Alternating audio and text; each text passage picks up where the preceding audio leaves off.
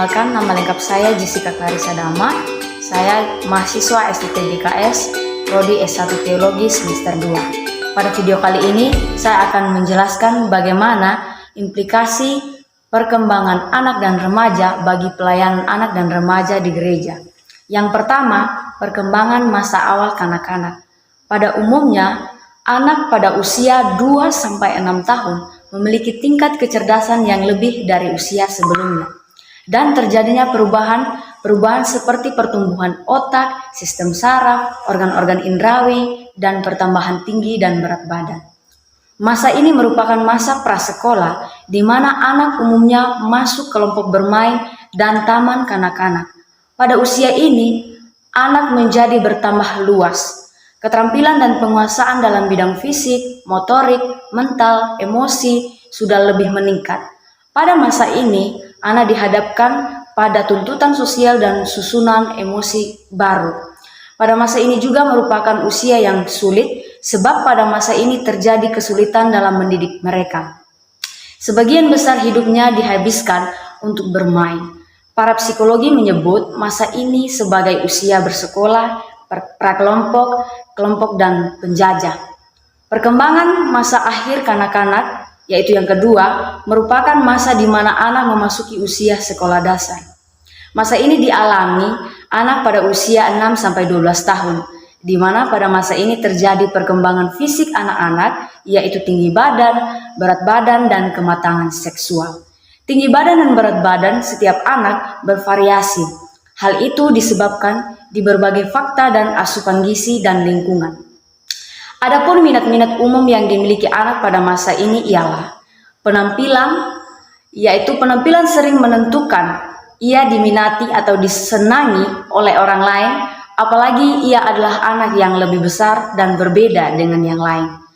Pakaian seringkali anak-anak itu suka mengikuti selera yang ada.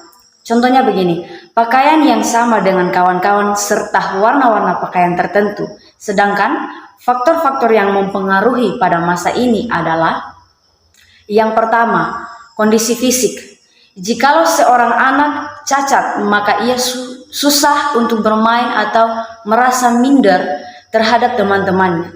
Yang kedua, sekolah, lingkungan atau situasi sekolah juga membawa dampak bagi pelaku seorang anak dari setiap pergaulannya. Masa remaja adalah masa peralihan dari masa kanak-kanak ke masa dewasa. Masa ini dibagi menjadi dua, yaitu masa awal remaja dan masa akhir remaja. Masa awal remaja berlangsung pada usia 13-16 tahun dan masa akhir remaja dimulai dari 16-18 tahun. Masa remaja juga sering disebut masa peralihan karena seorang remaja harus belajar meninggalkan sifat kekanak-kanakan dan harus mempersiapkan diri memasuki masa dewasa. Remaja tidak lagi dikatakan sebagai anak-anak, namun juga tidak dikatakan dewasa, karena di satu sisi remaja harus meninggalkan masa kanak-kanaknya, namun di sisi lain remaja juga harus mampu mempersiapkan diri menjadi seorang dewasa. Pada masa remaja ini juga lengkap dengan usia bermasalah, di mana remaja belum sepenuhnya mampu bertanggung jawab atas apa yang mereka lakukan. Sehingga terkadang dari hal inilah yang membuat remaja sering mengalami stres. Pada usia ini remaja juga terjadi beberapa perubahan. Yang pertama, perubahan emosi.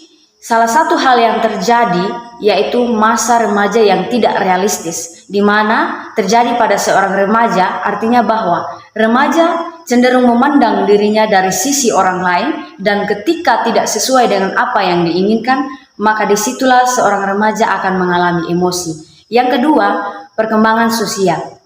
Pada usia ini, seorang remaja akan cenderung menunjukkan dirinya dalam pergaulan dan interaksi sosial.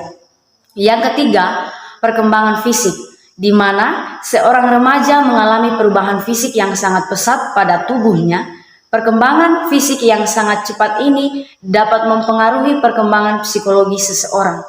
Remaja yang ditandai dengan remaja cenderung lebih dekat dengan teman sebayanya dibanding dengan keluarganya.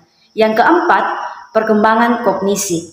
Remaja mulai memiliki kemampuan introspeksi, dan juga dapat berpikir logis dalam mempertimbangkan sesuatu hal yang terjadi. Anak dan remaja dalam usianya sangat membutuhkan peran orang tua. Bila orang tua dapat memberikan kasih sayang, kenyamanan, dan kehangatan, akan membuat anak belajar tentang kepercayaan. Namun, ketika anak tidak mendapatkan kasih sayang tersebut, akan menumbuhkan rasa ketidakpercayaan di dalam dirinya.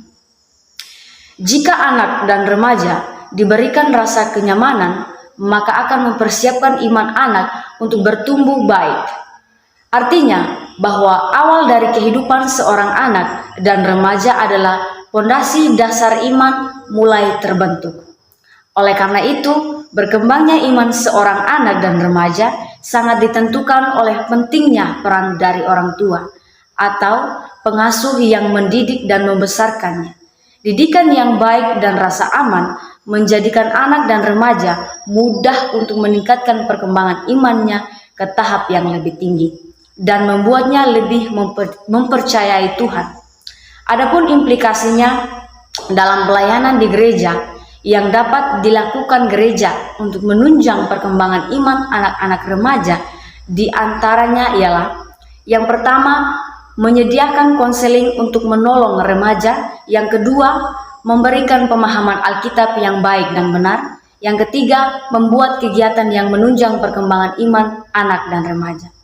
Gereja juga dapat membuat kegiatan-kegiatan yang dapat menumbuhkan iman anak dan remaja, seperti sering bersama, doa bersama, membuat kegiatan seperti perlombaan cerdas cermat pengetahuan Alkitab, dan lain sebagainya.